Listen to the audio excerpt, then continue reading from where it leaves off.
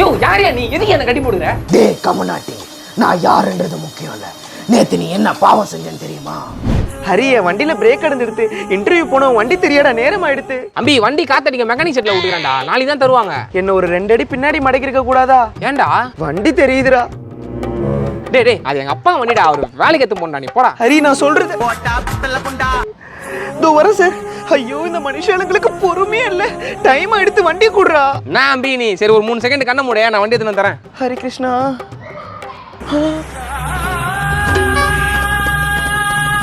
டேய் அவனுக்கு அந்த அப்பாவி அம்பி கிட்ட வண்டி தராம போய் சொல்லிட்டு எங்கடா போன? ஐயோ நந்தினி தான் அம்பிக்கு தெரியாம பார்க்கு போற சொன்னா. ஓ அதான் நந்தினி நேத்து நான் கூப்பிட்டு வரலன்னு சொன்னால. டேய் என்னடா சொல்றீங்க? நந்தினி என்ன தவிர எல்லாரும் கூட சுத்திட்டு இருக்கா. டேய் அம்பி நேத்து நான் கூப்பிட்டு கூட வரல.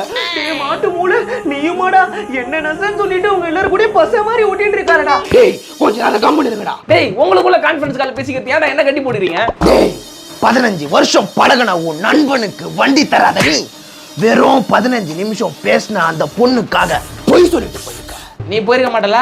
டேய் பாதியில வந்த பொண்ணுக்காக ஆதியில வளர்ந்த நட்பை விட்டியடா. மாதிரிடாண்டா உன்ன மாதிரி துரோகி கேங்ல ஒருத்தன் இருக்கான். இந்த தப்புக்கு என்ன தண்டனை தெரியுமா? மரண ஒளி.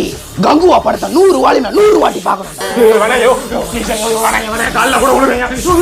செத்து போ.